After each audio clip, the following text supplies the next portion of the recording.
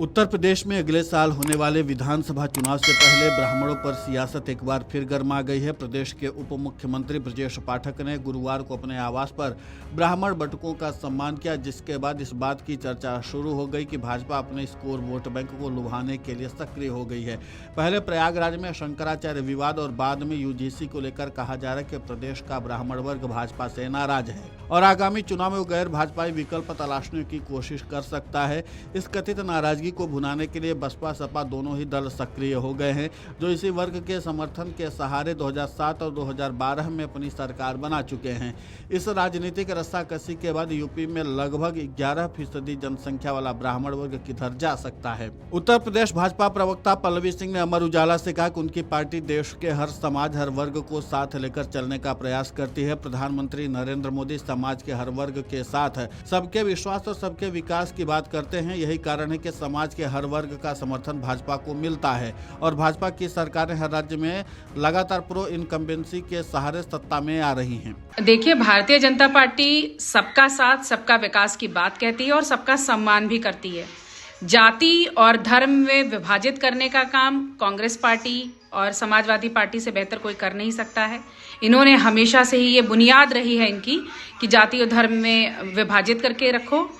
और यदि बात की जाए कि ये क्या प्रोपेगेंडा, क्या नैरेटिव हमेशा सेट करते हैं, 2024 के इलेक्शन में जैसे इन्होंने नैरेटिव सेट किया कि संविधान समाप्त हो जाएगा, आरक्षण खत्म कर दिया जाएगा, उसी तरीके का प्रोपेगेंडा अभी ये चलाने की कोशिश कर रहे हैं।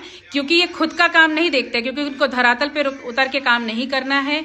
इनको सिर्फ सोशल मीडिया पे भारतीय जनता पार्टी के खिलाफ अफवाहें फैलानी है, जिसको वो फैलाने का प्रयास करते हैं, पर अनफॉर्चुनेटली कभी ये कामयाब नहीं होते हैं, क्योंकि जनता भारतीय जनता पार्टी को बखूबी जानती है, जिसका परिणाम 2019 और 2022 में हम ऑलरेडी देख चुके हैं। वहीं भाजपा पर निशाना साधते उत्तर प्रदेश कांग्रेस उपाध्यक्ष विश्वविजय सिंह ने कहा कि विकास का दावा करने वाली भाजपा सरकारों की कलई खुल गई है।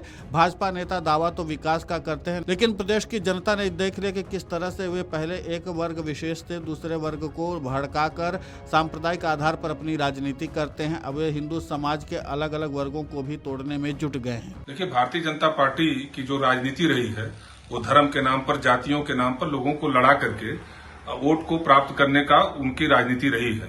और जहां तक ब्रजेश पाठक और भारतीय जनता पार्टी के द्वारा बटुकों के सम्मान का सवाल है, तो मेरा सवाल है कि जब प्रयागराज मेले में शंकराचार्य जी के साथ जो ब्राह्मण बटुक थे उनकी चोटियों को जब खींचा जा रहा था, जब उनको पटक पटक करके वहां पर पुलिस बेइज्जत कर रही थी, तो उस समय जो ब्रजेश पाठक जी और भारतीय जनता पार्टी के लोगों का लोग कहां थे? उस समय उनके मन में पीड़ा जागृत क्यों नहीं हुई?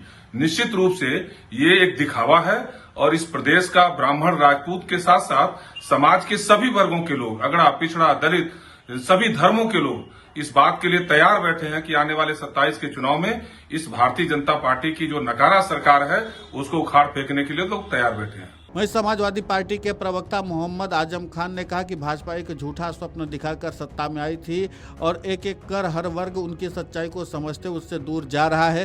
सपा नेता ने कहा कि ब्राह्मण वर्ग ये देख रहा है कि किस तरह से उनके साथ अन्याय किया जा रहा है। उन्होंने कहा कि जिस तरह से प्रयागराज में ब्राह्मण बटुकों का अपमान किया गया था, उससे साफ हो गया कि भाजपा किसी की हितैषी नहीं है। उत्तर प्रदेश में जब से भारतीय जनता पार्टी सत्ता में आई है, तब से लगातार ब्राह्मण समाज को प्रताड़ित किया जा रहा है, उनको अपमानित किया जा रहा है।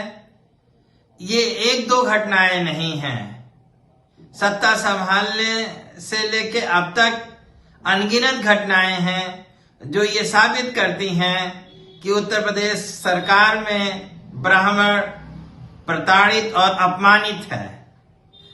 चाहे विकास दुबे का इनकाउंटर हो, चाहे नवविवाहित खुशी दुबे को जेल भेजा जाना हो, या चाहे अभी प्रयागराज में स्वामी अमुक्तेश्वरानंद शंकराचार्य जी को अपमानित किया जाना हो, और जो बटुकधारी ब्राह्मण टोली उनके साथ थी उनकी चोटियां पकड़ के घसीटा जाना, उन्हें मारा पीटा जाना, लाठीचार्ज किया जाना, अपमानित किया जाना, ऐसी अनगिनत घटनाएं हैं।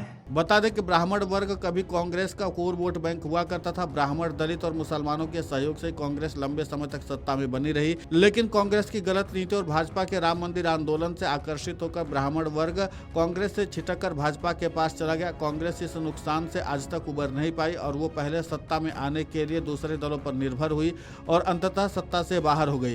राजनीतिक विश्लेषक मानते हैं कि भाजपा अपने इस कोर वोट बैंक को साधने में गलती करती है तो उसे इसका बड़ा खामियाजा भुगतना पड़ सकता है।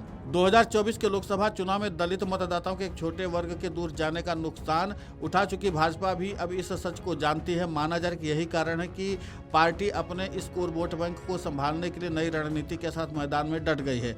उधर संघ प्रमुख मोहन भागवत ने 18 फरवरी को यूपी के मुख्यमंत्री योगी आदित्यनाथ से मुलाकात की है। 19 फरवरी को मोहन भागवत ने प्रदेश के उप मुख्यमंत्रियों ब्रजेश पाठक और केशव प्रसाद मौर्य से अलग अलग मुलाकात की है। इस मुलाकात को भी यूपी की बदलती सियासत से जोड़कर देखा जा रहा है। माना जा रहा है कि संघ इस पूरे घटनाक्रम को संभालने में जुट गया है। Video desk amarujala.com।